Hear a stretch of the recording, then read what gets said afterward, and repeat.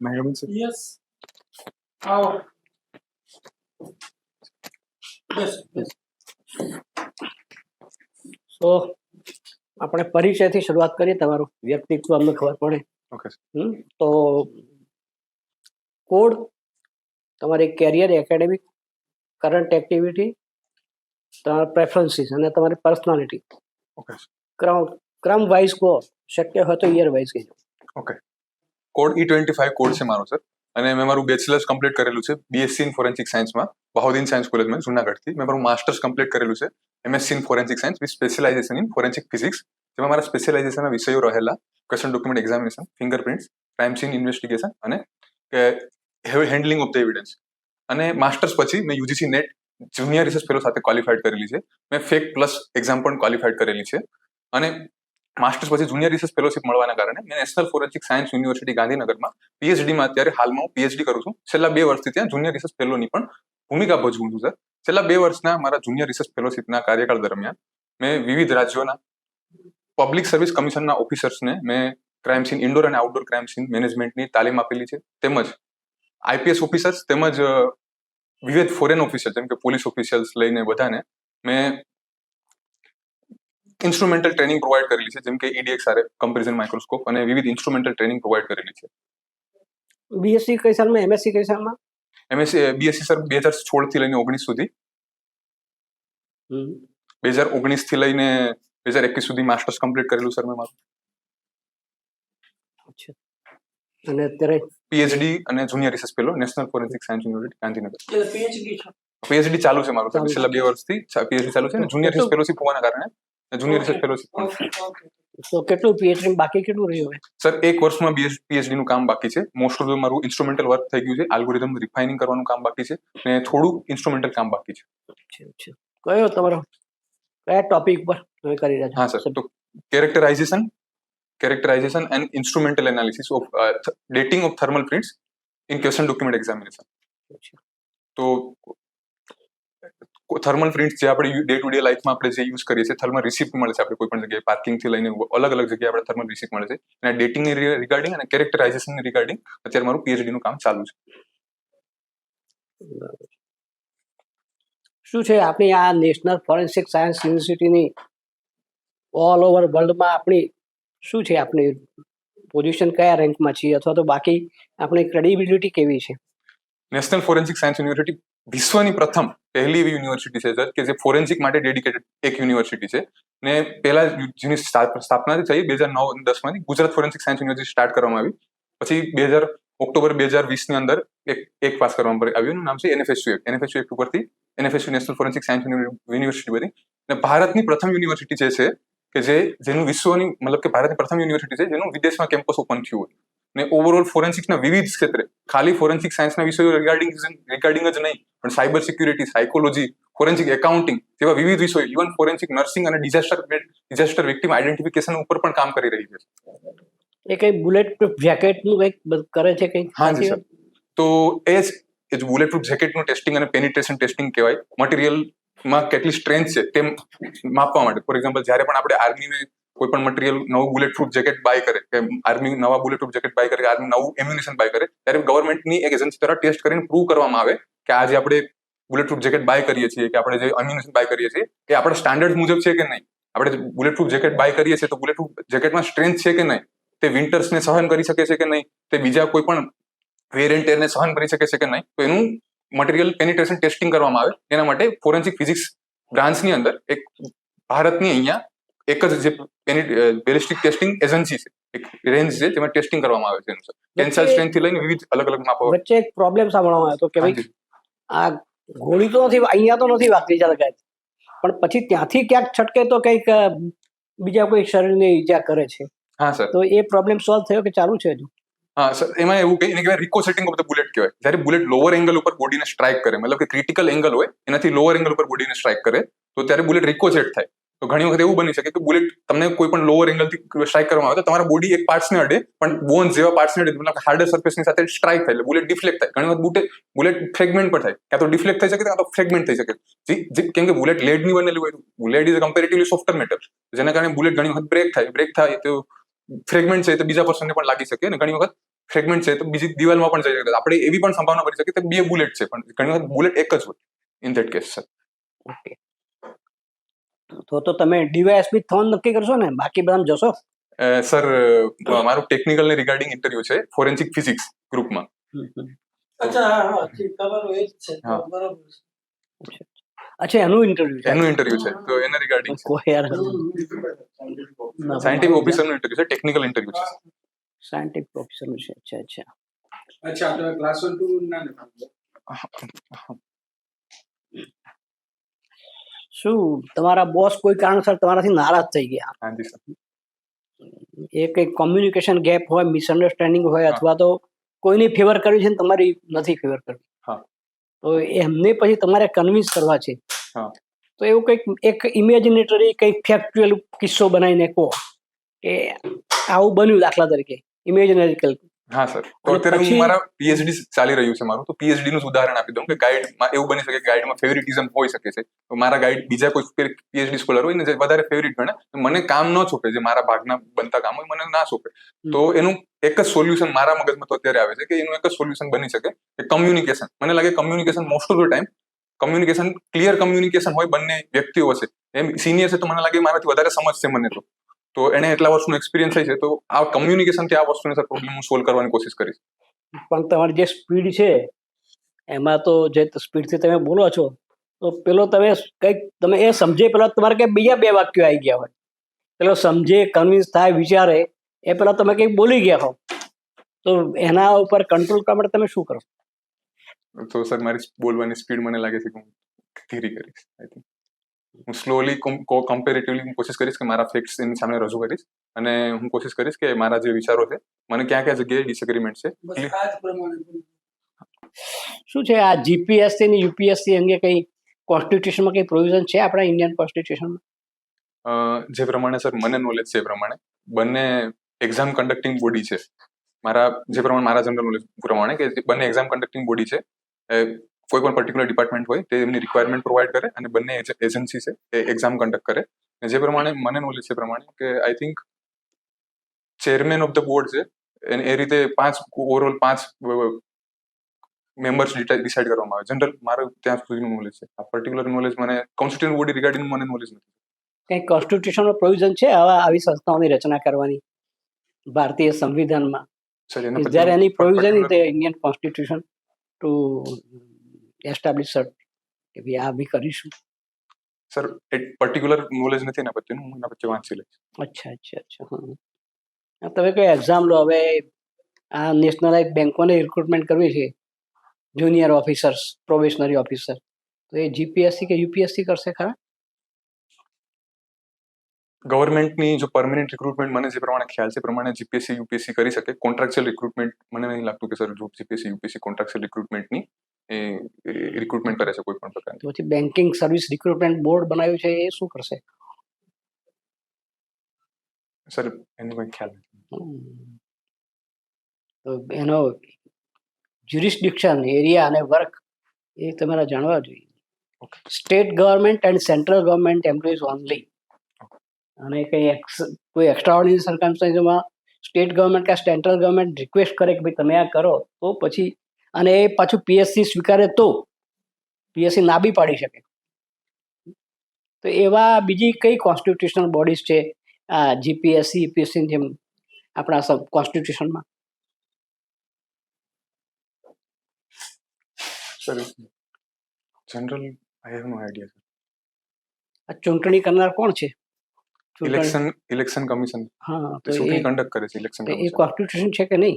હા સર, એ constitutional body. એવું બીજું કંઈ એવા યાદ આવે છે? ઇલેક્શન કમિશન સિવાય ઇલેક્શન કમિશનર થઈ ગયા, પબ્લિક સર્વિસ કમિશન થઈ ગયા, હિસાબો અને ઓડિટ માટે કોઈ સંસ્થા છે? Okay sir. તમારે વાઇસ ચાન્સેલર હોય ને? હા સર. કોણ છે? જેએમ વ્યાસ સર. એમની આજુબાજુ કઈ લગાવાય બીજું કઈ? શ્રી જેએમ વ્યાસ સર. બીજું કઈ હજી? હા, લોક- શ્રી કાઢીને પદ્મશ્રી જેએમ વ્યાસ સર. હા, પણ સર મને ખ્યાલ પ્રમાણે સુપ્રીમ કોર્ટના રિસેન્ટલી ઓલા મુજબ એની ઉપર આવી. હા. તો એ લગાવવું એ યોગ્ય કહેવાય કે ન? જે પ્રમાણે સુપ્રીમ કોર્ટને આપણે ન્યાયપાલિકાનું એવું કહેવું છે કે કોઈ પણ પ્રકારનું પદ્મશ્રી છે તેને આગળ સફિક્સ તરીકે યુઝ ન કરી શકીએ. તેના કારણે તો ક્યાં યુઝ કરાય, ક્યાં યુઝ ન કરાય, અને જો યુઝ ન કરવાનો તો મને મળ્યાનું દુનિયાને ખબર કેમ પડશે? સર એક આનંદ તો એ પણ હોય કે દુનિયા જાણે કે હું પદ્મશ્રી છું. હા સર, તો હોનરેબલ ઓકેઝન્સ હોય ત્યાં આપણે યુઝ કરી શકીએ પદ્મશ્રીનો. કોઈ પર્સનને હોનરલ કરવાનું હોય કે જ્યારે સ્ટેજ ઉપર ફોર એક્ઝામ્પલ સ્પીચ માટે બોલાવવાનું, ઇન ધેટ કેસ કરી શકીએ. પણ જો જ્યારે કોઈ પણ પર્સનનું ઓફિશિયલ રિકોગ્નિશન હોય કે ઓફિશિયલ લેટર ડ્રાફ્ટ થતો હોય ત્યારે મને નહીં લાગતું કે સર પદ્મશ્રી યુઝ કરવું યોગ્ય ગણાશે સર. ક્યારે પદ્મ એવોર્ડ્સ ક્યારે જાહેર થાય છે? નોર્મલી વર્ષમાં સર એના પરથી કોઈ અમુક પ્રસંગે જ જાહેર થાય છે કે સાહેબ આજે ઈચ્છા થઈ એટલે આજે જાહેર કર્યા, પાછી બીજા થોડા દાડા પછી કર્યા? એના પછી મને આટલું નોલેજ છે કે દર વર્ષે મળે છે, પણ આ પર્ટિક્યુલર સીઝન જાન્યુઆરી સાથે કોઈ નિસ્બત છે કે કેમ? I have no idea sir. અચ્છા, પદ્મ એવોર્ડ્સની જે એક આખી કાર્યપદ્ધતિ આ મોદી સાહેબ આવ્યા પછી બદલી નાખવામાં આવી છે. હા. પહેલા શું હતું અને મોદી સાહેબ આવ્યા પછી શું ફેરફાર થયો? કાર્યપ્રણાલી પ્રત્યે તો સર પર્ટિક્યુલર આગ્રહ મને જે પ્રમાણે હું નોટિસ કરી શક્યો છું કે ફિલ્ડમાં રહ્યો કે વધુ પડતા જે લોકલ માણસો છે જેણે ફિલ્ડ ઉપર કામ કર્યું છે, ધેટ ઇઝ અવર ઓબ્ઝર્વેશન. હા. પણ પદ્ધતિ શું બદલાઈ ગઈ આખી? પદ્ધતિ પ્રત્યેનું સર તો મને તો તમને ઈચ્છા છે કે હું આટલું બધું જોરદાર કામ કરું છું તો મને પદ્મશ્રી કેમ ના મળવું જોઈએ? તો તમારા માટે there is an opportunity. You can apply portal ઉપર. હા સર. વર્ષના 4-6 મહિના એની તારીખો આવે છે કે આ તારીખ ત્યાં સુધી તમે પોતે કહી શકો કે મને કેમ પદ્મશ્રી, એટલે મને પદ્મશ્રી આપો. ઓકે. જે પહેલા નહોતું. આ આવ્યું 2014 પછી. પહેલા તો રાજ્ય સરકાર, ભારત સરકાર પોતાની રીતે જેમને આપ્યું એમને આપી દીધું. અત્યારે માણસ પોતે ઉમેદવારી નોંધાવી શકે આના માટે, એમને ઠીક લાગે તો આપે, પણ તમારો અવાજ તો પહોંચે ત્યાં સુધી. થર્મલ પ્રિન્ટ એટલે એમાં શું શું આવે? થર્મલ પ્રિન્ટ સર એ પ્રકારનું પ્રિન્ટર છે જેમાં કોઈ પણ પ્રકારની ઇંક યુઝ નથી થતી. યુઝ્યુઅલી આપણે જે લેઝર પ્રિન્ટ યુઝ કરીએ એમાં ટોનર યુઝ થાય. આપણે ઇંકજેટ પ્રિન્ટિંગ યુઝ કરીએ જે નોર્મલ ડે ટુ ડે લાઈફમાં, એમાં ઇંકનો યુઝ થાય. થર્મલ પ્રિન્ટ હોય એમાં પેપર હોય, એની અંદર ઇન્ગ્રેવડ હોય ઇંક. તો જ્યારે આપણે હીટ અપ્લાય કરીએ એની ઉપર થર્મલ પેપરના હીટ હેડથી હીટ અપ્લાય થાય, એના કારણે કલર કોમ્પ્લેક્સ હોય ડેવલપ થાય, એના કારણે થર્મલ પ્રિન્ટ ડેવલપ થાય. તમે એટલે જ તમે મોસ્ટ ઓફ ધ ટાઈમ જ્યારે થર્મલ પ્રિન્ટ જોઈએ છે તે બ્લેક કલરની જોઈએ છે. તમે રિસિપ્ટ આપણે જ્યારે ડીમાર્ટમાંથી જે રિસિપ્ટ લઈએ છીએ તે બ્લેક કલરની જોવા મળે છે. શું તમારી હજુ તમારી સ્પીડ પાછ પરથી આવી ગઈ ઓરિજિનલ, એટલે આવડે છે તમારી ઓરિજિનલ સ્પીડ આવી જાય. આદત છે બધું. મેથોડોલોજી કઈ એડોપ્ટ કરી છે તમે? મેથોડોલોજી છે કેરેક્ટરાઇઝેશન છે પહેલું. બીજી મેથોડોલોજી છે ડેટિંગ છે. કેરેક્ટરાઇઝેશનમાં સર મેં યુઝ કરી છે EDXRF અને FTIR સ્પેક્ટ્રોસ્કોપીનો યુઝ કરેલો છે. જેના કારણે ડિફરન્ટ પર્ટિક્યુલર પ્રિન્ટરનું માંથી પ્રિન્ટ થયેલી છે તે ડિફરન્શિએટ કરે છે. અને ડેટિંગમાં મેં ઇમેજ એનાલિસિસ મેથડનો યુઝ કરેલો છે. સપોઝ અમુક કોમ્યુનિટીઝની અમુક નક્કી પેટન્ટ હોય છે. દાખલા તરીકે હવે તો એ ઓછું થઈ ગયું, પણ ડફેરો હતા, બરોબર? પછી લડાયક કોમો જે હતી, આહીરો, મેર, રાજપૂતો, ક્ષત્રિયો, આ બધાને તમે ભેગા કરી અને એના ઉપર કઈ સંશોધન કરી શકો ખરા? અને આધારે કેવી રીતે કરો? તો ઓવરઓલ જે અત્યારે હાઇપોથિસિસ મારા માઇન્ડમાં ક્રિએટ થાય છે, તો એ તો રિગાર્ડિંગ એની જોઈ શકે છે કે કોઈ પણ પર્સનના મતલબ ઓવરઓલ ફિઝિકલ ફીચર્સ કઈ રીતે ચેન્જ થાય. તો એને કહેવાય એન્થ્રોપોલોજીકલ સ્ટડી. એન્થ્રોપોલોજીકલ સ્ટડી એટલે જેણે પોતાનું વર્ક છે, વર્ક લાઈફ પ્રોફાઇલ છે, જેના વર્ષોથી વર્ક લાઈફ પ્રોફાઇલ એ રહેલી, કેમ કે મોસ્ટ ઓફ ટાઈમ લડવામાં એ રીતે, તો વર્ક લાઈફ પ્રોફાઇલ ઉપરથી પોતાના શરીરના ફંક્શન ઉપર અને શરીરની બોડીની સ્ટ્રક્ચર ઉપર કઈ રીતે ફરક પડેલો. કેમ કે ફિઝિકલ તમે લડાઈ કરવા દો તો ફિઝિકલ સ્ટ્રક્ચર. સ્કેલેટોન મળ્યું, હા, હવે તમારે એનું ફોરેન્સિક સાયન્સ સ્ટડી કરવાનો છે. હાજી. તો આ પર્ટિક્યુલર સ્કેલેટોન XYZ કોમ્યુનિટીનું છે, એવું તમે એવા તારણ ઉપર શેના ઉપરથી આવશો? સર પર્ટિક્યુલર કમ્યુનિટી ડિટરમાઇન કરવી એ નિયરલી ઇમ્પોસિબલ છે. એનું કારણ એ છે કે તમે પર્ટિક્યુલર પર્સન ડિટરમાઇન કરી શકો, કમ્યુનિટી ડિટરમાઇન કરવી પણ એના માટે લાર્જ સ્કેલ ડેટાબેઝ સ્ટડી હોવી જોઈએ. તમારે હું જે પણ તારણ ઉપર આવું મારે કોર્ટમાં એક્સપ્લેન પણ કરવું પડે આ તારણ ઉપર હું કઈ રીતે આવ્યો, મેં કયા ડેટાબેઝનો યુઝ કર્યો. જે ડેટાબેઝ રિજનલ વાઇઝ ગુજરાતમાં PhD નો વિષય હોઈ શકે ને દોસ્ત? પીએચડી નો વિષય ખરો કે નહીં? હા સર, ઓફકોર્સ હે ને? હોઈ શકે, પણ મારો વિષય છે અત્યારે ફોરેન્સિક ફિઝિક્સ ને રિગાર્ડિંગ છે. તમે જે મને એક્સપ્લેન કર્યું ફોરેન્સિક સમજી ગયો, એન્થ્રોપોલોજી. સમજી ગયો. હવે આ કોઈ એક વ્યક્તિ આઉટસ્ટેન્ડિંગ કામ કરતી હોય પોતાના ક્ષેત્રમાં, તો જરૂરી છે કે એના માટે થઈને લોકસભામાં કાયદા પસાર કરવાના અને સ્પેશિયલ પ્રિવિલેજીસ આપવાના અને આ બંધારણીય રીતે તમે આને કેવી રીતે મૂકો છો? સર, ક્વેશ્ચન થોડું ઇલાબોરેટ કરી શકશો? સ્પેશિયલ પ્રિવિલેજીસ કોઈ એક વ્યક્તિને ઓફકોર્સ એનામાં પૂરતું જ્ઞાન છે, જેમ કે લેટરલ એન્ટ્રી સરકારમાં હા. હોય છે, ખબર છે ને? હા. કે એક્સપર્ટ્સ હોય એને જોઈન્ટ સેક્રેટરી, એડિશનલ સેક્રેટરી એવી રીતે 5 વર્ષ માટે હા. નિયુક્તિ કરવામાં આવે છે. હા. એમ ઘણી વ્યક્તિઓ યુનિવર્સિટીના વાઇસ ચાન્સેલરો છે, હમ. બરોબર? સ્પેશિયલ પ્રોવિઝન કરાવીને એક્ટમાં, નહીં તો યુનિવર્સિટીના વાઇસ ચાન્સેલરની નિયુક્તિની રિટાયરમેન્ટની ઉંમર 65 વર્ષ જ છે, હા. બરોબર? પણ એવી ઘણી યુનિવર્સિટીઓ છે ગુજરાતમાં હા. કે જ્યાં સ્પેશિયલ પ્રોવિઝનથી લાઈફ ટાઈમ વાઇસ ચાન્સેલર રહે હા. એવા પ્રાવધાન થયા છે. હા, આને તમે શું માનો છો? ફેવરિટિઝમ માનો છો કે શું માનો છો? હા સર, તો આ પર્ટિક્યુલર વિષય પ્રત્યે મારું એવું માનવું છે કે ઘણી વખત એવું બની શકે કે પર્ટિક્યુલર વિષય હોય, ફોર એક્ઝામ્પલ ફોરેન્સિકને જ લઈને ચાલીએ અત્યારે, તો અમારા વાઇસ ચાન્સેલર છે એને નિયુક્તિ મળેલી છે. એનું કારણ એમ બની શકે કે આ પર્ટિક્યુલર સ્પેશિયલાઇઝ વિષયનું ભારતમાં એટલું સ્પેશિયલાઇઝ મતલબ એક્સપર્ટ આટલા ડેવલપ ન થયા હોય ને આ કોઈ પણ પર્ટિક્યુલર પર્સન હોઈ શકે છે. એટલે આવું કરવું જોઈએ એવા મતના છો ને તમે? હા સર, આવું મળતું હોય તો કરવું જોઈએ. એક્સપર્ટ પાસે sufficient amount of knowledge and experience હોય સર, તો તેની નિયુક્તિમાં કઈ વાંધો નથી. એનો વાંધો નથી, પણ એના માટે તો કઈ તો લોકસભામાં પૂછા, રાજ્યસભા લોકસભામાં બંનેમાં પૂછા. પણ સર, એક્સપર્ટીઝની નોલેજ આપણે સંચવાઈ રહીને ભારતમાં અત્યારે એક્સપર્ટીઝની ઘણી પર્ટિક્યુલર સબ્જેક્ટ મેટરના એક્સપર્ટીઝની ઘણી સર કમી છે, જેમ કે બ્લોકચેન એક્સપર્ટ આવું છે. એક બીજી યુનિવર્સિટીમાં છે. મને જે પ્રમાણે મારી જાણ છે પ્રમાણે આઈ થિંક ભક્ત કવિ નરસિંહ મહેતા યુનિવર્સિટી બીજી યુનિવર્સિટી બહુ પર જાણીતી યુનિવર્સિટી છે. તો સર મને ખબર નથી. પછી છેલ્લે ગુજરાત સરકારે કાયદો સુધાર્યો પાછો, હમણાં સુધી હતું. હા. Maharaja Sayajirao university. CMS university. હા, બરોબર. પછી ધર્મસિંહ દેસાઈ ઇન્સ્ટિટ્યૂટ યુનિવર્સિટીમાં પણ આવું જ છે, એમાં તો છે જ હજી. હા. અચ્છા, પદ્મ એવોર્ડની વાત કરી તો પદ્મ એવોર્ડ છે એ ભારત સરકારમાં કયું મંત્રાલય આપે છે, નક્કી કરે? આ પ્રોસિજરની ફેરફારની તો સાહેબે વાત કરી, પણ મંત્રાલય ખબર છે તમને? મિનિસ્ટ્રી ઓફ કલ્ચરલ જે છે આપણે. અચ્છા, અમને તો પહેલા તો એમ જ લાગ્યું કે તમે ડીવાયએસપી માટે ના કેન્ડિડેટ છો, સર પણ મને તો પછી એવો વિચાર આવ્યો કે હું જો પાવરમાં હોઉં તો તમારા જેવા 8-10 ડીવાયએસપીઓને રિક્રુટ કરી કે જેની પાસે ટેકનિકલ નો હાવ છે, એને જ યુનિવર્સિટીમાં કામ સોંપું, એને ડેપ્યુટ કરવું ફોરેન્સિક યુનિવર્સિટીમાં. આવું કરવું જોઈએ કે ન કરવું જોઈએ? કરવું જોઈએ તો શા માટે કરવું જોઈએ, અને ન કરવું જોઈએ તો શા માટે ન કરવું જોઈએ? કરવું જોઈએ સર, કેમ કે જે એકેડેમિક્સમાં હોય ઘણી વખત એવું બને કે હું પીએચડી કરી મારું ને હું એકેડેમિક્સમાં જોડાઈ જાઉં, મારી પાસે ફિલ્ડનું એક્સપિરિયન્સ નથી હોતું, મારી પાસે કેસ વર્કનું એક્સપિરિયન્સ નથી હોતું. એટલા જ માટે અત્યારે ફોરેન્સિક યુનિવર્સિટીમાં અને બીજી યુનિવર્સિટીમાં પ્રોફેસર ઓફ પ્રેક્ટિસનું પ્રાવધાન છે.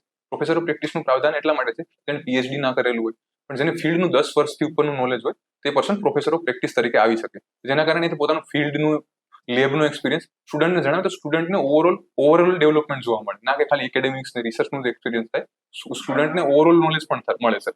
તો ઓફકોર્સ થવું જોઈએ. તો પછી એમાં તો મામ કહા પાંડવા નહીં થાય? ફેવરિટિઝમ સર અત્યારે એવું શક્યતાઓ ખરી ને, પછી પોલીસ અધિકારીના કેસો ઘણા આવતા હોય એમાં, પછી પોલીસ હિન્દી ચીની ભાઈ. સર કોન્ફ્લિક્ટ ઓફ ઇન્ટરેસ્ટ તો બધી ફિલ્ડમાં હોય જ શકે, અને કોન્ફ્લિક્ટ ઓફ ઇન્ટરેસ્ટ એ સિનિયરને ડિસાઇડ કરવું પડે કે કયો કેસ કોને અસાઇન કરવો, રિપોર્ટિંગ ઓફિસર કોણ છે તે. પણ એના કારણે આપણે સ્ટુડન્ટ્સને નોલેજથી તો વંચિત ના કરી શકીએ. તમારું જે કામ છે એ તો એકદમ કોન્ફિડેન્શિયલ કામ છે. Of course sir, of course. એને તો કેટલી પેટર્ન છે તમારી યુનિવર્સિટી પાસે અત્યારે? અત્યારે પેટન્ટ કમ્પેરેટિવલી ઓછી છે, રિસર્ચ પેપર અરાઉન્ડ 1000 ની અરાઉન્ડ છે ઓવરઓલ. પેટન્ટ કમ્પેરેટિવલી 400 થી 500 ની આજુબાજુ છે. બરોબર.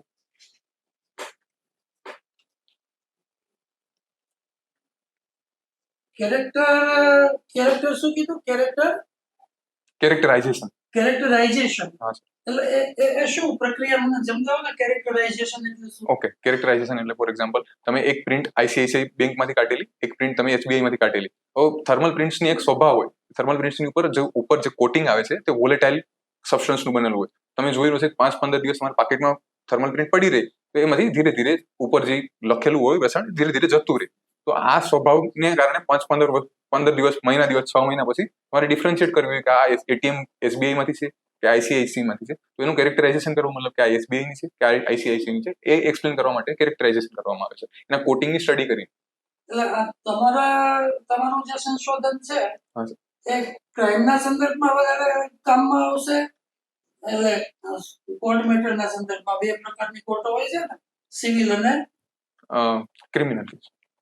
તો આ સિવિલ કોર્ટ્સના પર્પઝથી વધારે કામમાં આવે એવું છે કે ક્રિમિનલ, વધુ પડતો સર ફ્રોડ એક્ઝામિનેશન રિગાર્ડિંગ હશે, કેમ કે મારું એટલે સાયબર ક્રાઇમના? નહીં, ક્વેશ્ચન ડોક્યુમેન્ટ એક્ઝામિન કરીને એક વિષય આવે. ક્વેશ્ચન ડોક્યુમેન્ટ એક્ઝામિનેશનમાં મારું માસ્ટર છે, એટલે ક્વેશ્ચન ડોક્યુમેન્ટ એક્ઝામિનેશન જે પણ કોઈ પણ ડોક્યુમેન્ટ જેની ઓરિજિન, ઓથેન્ટિસિટી અથવા ઓથર ઉપર ક્વેશ્ચન માર્ક રેઝ થાય. ચેક્સ આપણે તમે સાંભળેલું છે, ચેક્સનું એક્ઝામિનેશન. વિલ, કોઈ પર્સન ડેથ થઈ જાય ત્યારે લાસ્ટ વિલ એક્ઝિક્યુટ કરે, સુસાઇડ નોટ, એના એક્ઝામિનેશનમાં આ એક ભાગ જ છે ક્વેશ્ચન ડોક્યુમેન્ટ એક્ઝામિનેશનનો. તો એની ઉપર સર મારું કેટલું સ્ટાઇપન્ડ મળે છે? સર 37,000 અત્યારે સ્ટાઇફન્ડ મળે છે, અને HRA ની ઉપર અચ્છા, અને પગાર કેટલો થશે? ક્લાસ 2 નું 44,000 છે અત્યારે બેઝિક પે છે. તમે અંડરપેડ હો એવું ન લાગે તમને? પછી આટલી બધી જાણકારી ધરાવો છો અને પગાર માત્ર આટલો જ. સર મેં જ્યારે માસ્ટર્સ કમ્પ્લીટ કરેલું ત્યારની મારી એવી ઈચ્છા રહેલી, ને એક એવું પહેલેથી એક એવું એમ્બિશન પર રહેલું કે પેલું તો ગવર્મેન્ટમાં ઓવરઓલ, કેમ કે આ જોબ છે એની ડાયવર્સિટી ઘણી છે. તમને લેબમાં કામ કરવા મળે, તમને કોર્ટ સાથે સંદર્ભ કરવા મળે, એના સિવાય તમને ઓવરઓલ ફિલ્ડ વર્કનું પણ નોલેજ થાય. અચ્છા, એન્ફોર્સમેન્ટ ડિરેક્ટોરેટ જે છે હા. એમાં આવી જગ્યાઓ હોવી જોઈએ એવું તમે માનો છો કે છે ઓલરેડી? એન્ફોર્સમેન્ટ ડિરેક્ટર્સમાં યુઝ્યુઅલી ડિરેક્ટમેન્ટમાં જે કેસીસ, સ્પેશિયલ કેસીસ આવે તે એનએફએસયુમાં આવે, બાકી નોર્મલ જે કેસીસ હોય એમાં ડીએફએસ. તમારા લોકોનો ઉપયોગ કરતા હશે? હા સર, મેં એક કેસીસ ઉપર કામ મેં પણ કરેલું છે. કરેલું છે? હા. સેલિબ્રિટી કેસીસ ચાલતા હોય છે, હા સર.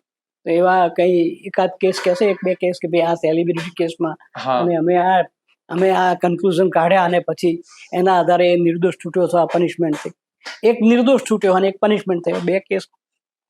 સેલિબ્રિટી કેસીસમાં એક તો રિસેન્ટલી કેસીસ છો, જે આર્યન ખાનનો કેસ હતો, જેમાં ડ્રગ એક્ઝામિનેશન કરવામાં આવેલું છે, તો એમાં એને બેલ મળેલી છે. અને એના સિવાય એક સ્વાતિ માલીવાલ જે આપના મંત્રી છે, તો એની ઉપર જે ઓડિયો ઓથેન્ટિકેશન અને વિડીયો સીસીટીવી એક્ઝામિનેશનનો કેસ હતો, તો એમાં પણ સર અત્યારે એક્ઝામિનેશન કરી ને એમાં પણ અત્યારે આઈ થિંક બેલ ઉપર છે. મનીષ સિસોદિયાના સંદર્ભમાં શું છે? સર એના પ્રત્યે પકડ, એનો રિગાર્ડિંગ કેસ એનએફએસયુમાં નથી આવેલો.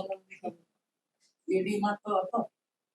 સર એ ઈડીમાં જે એવું તમારા એક કલીગ જ ગયા હતા ત્યાં. એનો રિગાર્ડિંગ પર આઈડિયા. અમારે જે લેબમાં બીએસસી સ્પેક્ટ્રલ ઇન્સ્ટ્રુમેન્ટ છે એના રિગાર્ડિંગ જે કેસ આવે છે તેમાં ટેકનિકલ એક્સપર્ટીઝ મારી રહે છે. તમારે આમાં કોમ્પ્લિકેશન કેટલા ઉમેદવારો છે, કેટલી જગ્યા છે? 105 સર ટોટલ ઉમેદવારોને બોલાવ્યા છે ઇન્ટરવ્યુ માટે, ને 21 જગ્યા છે.